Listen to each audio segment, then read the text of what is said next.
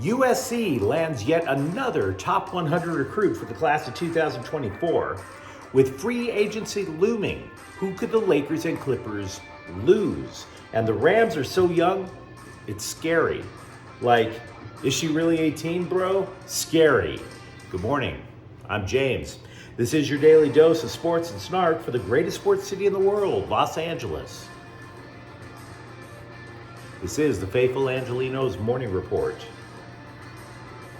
So it's June 27, 2023. Tough night last night. This is why I like talking sports, because when you're not talking sports, things get a little edgy sometimes. But we're building something for LA here. If you like being in the know about LA sports, clickety-clack the like button. Clickety-clack the subscribe button. There's a notification bell. Hit that. It'll let you know we drop new content. Sharing is caring. Let people know we exist. And by all means, comment. I try to get back to every last one of you guys. I like being in the know with you too. Before we go through the news and notes, a look at the scoreboard. No games yesterday involving LA teams. But today, the Dodgers are in Colorado. They'll face the Rockies at 5:40. Clayton Kershaw seeks his 10th win of the year. He's 9-4 with a 2.72 ERA. Connor Seabold of the Rockies, 1-3, 5.88 ERA. But let's get right to the news. The Trojans for 2024. They were just doing that work, man, with the recruiting. They're adding offensive linemen, they're adding defensive players, and then Lincoln Riley recovered from all those yacht parties, rubbed his hangover eyes away and said, oh crap, where's the offensive skill? So he lands four-star wide receiver Ryan Pelham of Long Beach Millikan High. With that addition, the Trojans have nudged up to number 8 in the recruiting class rankings. So we're looking at a solid class all the way around, obviously. Pelham is the 4th player in the top 100 recruits in the nation that USC has landed. Now, Riley did have to work to land the guy. USC wasn't even in the top 10 of Pelham's final recruiting choices. So Riley worked for it. Pelham said that was as a result of miscommunication. Quote, once we started talking and they told me I was a high priority and showed me too, things moved quick. So offensive skill, which Lincoln Riley craves, he's gotten a little bit more of. That wide receiver room loaded to the gills with wide receivers once again. Let's move on. Now, the NBA offseason in general has morphed. If you remember back, it wasn't that long ago. Players, the day that free agency just hit, immediately all the big names just come flying off the board. It was random, it was wild. It would always happen at midnight Eastern time too, which meant technically 9 p.m. Pacific time. So you would find out who the Lakers or Clippers were going to land or who they were going to miss out, and then you would go to bed. That was actually pretty good. One of the things you like about being on the West Coast. That, though, is not the case anymore. Those earth-shattering moves, like say when LeBron James signed with the Lakers, did any of us see that coming? Because I sure as hell didn't. That is unlikely. Quote, free agency doesn't happen anymore, really. This is according to Toronto Raptors president Masai Ujiri. He said that in April. The new free agency is players changing teams via trade. Player wants out, he uses the trade idea to try to go to a team that he wants instead of waiting for the contract to run out and rolling the dice. So with that said, free agency is not going to be as thrilling as it was in years past. And we don't know necessarily who's going to be splitting because, after all, if they really wanted out, they would demand a sign-in trade to a team of their choosing. So CBS Sports listed 57 players who could change teams as free agents. No predictions, none, just saying who might move. Now, this includes Austin Reeves and Rui Hachimura of the Lakers. Now, those guys are restricted free agents, so the Lakers have said repeatedly they want to keep them. But that list also includes D'Angelo Russell, Dennis Schroeder, Lonnie Walker, Malik Beasley, and Mo Bamba. Meanwhile, over with the Clippers, potentially a little more damaging, Russell Westbrook, Eric Gordon, Mason Plumlee. 3 legit contributors to the Clippers. So, not saying we're making any predictions. We're not hearing anything that I could describe as legit on that front. But again, not exactly an earth-shattering free agency development. This is more about players that the Clippers or Lakers could theoretically lose as opposed to who they could theoretically gain. And by the way, free agency no longer begins at midnight on the East Coast. It begins at 6 p.m. on the East Coast, which means instead of finding out who signed where and rolling off the bed, you're finding out at 3 p.m. on a Friday afternoon. So if the Lakers wind up losing major players, try not to get into a wreck when you're driving home from work. Speaking of the Clippers, Sports Illustrated is now saying that the team judged what they could get for Paul George, and then they decided, well, we can't get fair market value, so let's pull him from the market. Howard Beck, who's the former LA Daily News scribe who claimed that the Clippers were seeing if they could trade George, is now writing the opposite. In other words, Beck is trying to save face. That's it. I didn't believe a single keystroke of anything this guy was writing when it came to Paul George. And I was telling you that when this story first started to surface. Look, what is equal value for Paul George?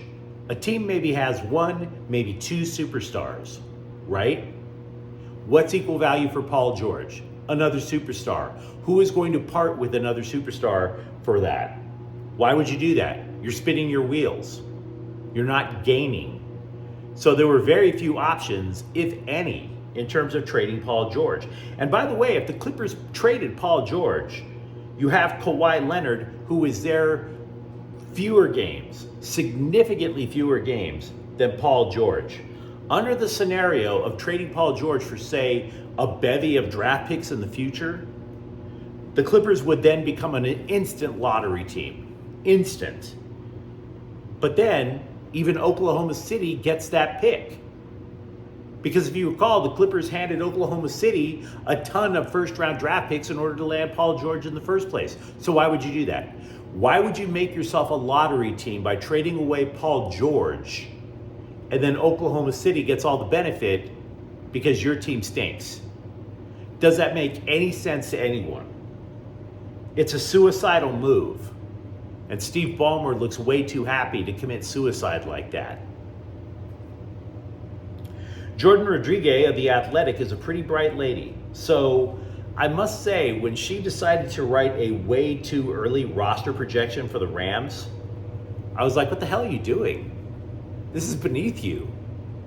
But to her credit, she did make note of something that really caught my eye in this way too early projection. She knows it's not official. She knows there's some wild speculation in writing this. But she would project right now that 15 rookies make the team. 15. Again, there's going to be massive mistakes in what she wrote. She admitted that, as opposed to what actually happens at the end of summer, early fall. But take a step back. How accurate could she be? The Rams have 90 players on the roster right now. 40 of them are rookies. That's almost half. Almost half. So from that perspective, and for the Rams' desire to stay underneath the salary cap, it becomes somewhat plausible that 15 rookies could make the team. You're talking, what, all 3 special teams specialists are rookies. The kicker, the punter, the long snapper. That's 3 right there. That leaves 12 left.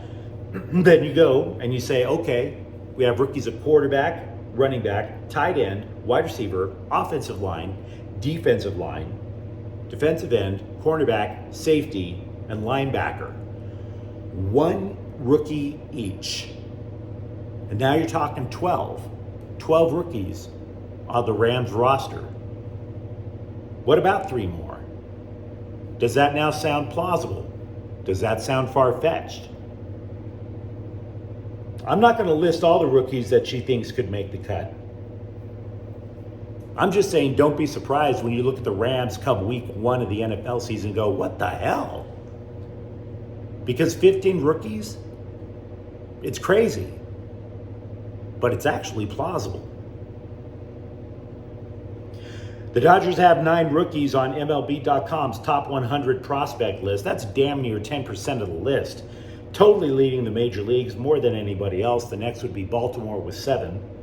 Some of those top 100 prospects have already at least had a taste of the major leagues, such as Bobby Miller, number 9, Emmett Sheehan, number 78. There's an injured pitcher, Ryan Pepio. He's the number 84. Michael Busch touched the majors. Gavin Stone. Among the others on the list, though, are outfielder Andy Pages, who is out for the year with a shoulder injury. Then you're talking about Diego Cartaya, Dalton Rushing, and Nick Frasso. So, once again, the Dodgers loaded to the hilt in minor league prospects. And with that thought about being loaded with prospects, let's take a moment and think of the bigger picture. Because a lot of times when a trade happens, when free agency happens, we get that immediate dopamine rush. We just start getting the hopium and just slamming it right into our veins. Doesn't work. Not for everybody. I was telling you guys during the last offseason that the Slum Diego Padres were spending themselves into oblivion with crazy contract extensions. That all they were going to get for all of these mountains of cash that they were shoveling at the players that they had, that they were only going to get a 1-year opportunity to win the title. Because then next year, LA resets its financial books and they do whatever it takes to land Shohei Ohtani of the Angels. Now, it is no lock that the Dodgers land Ohtani, but the Padres spending themselves into oblivion? Oh, target acquired, mission accomplished. According to Kevin A.C. of the San Diego Union Tribune, which is owned by the LA Times, by the way, quote, "Things are not working out. The Padres already face challenges related to future financial obligations as they have a payroll pushing $250 million.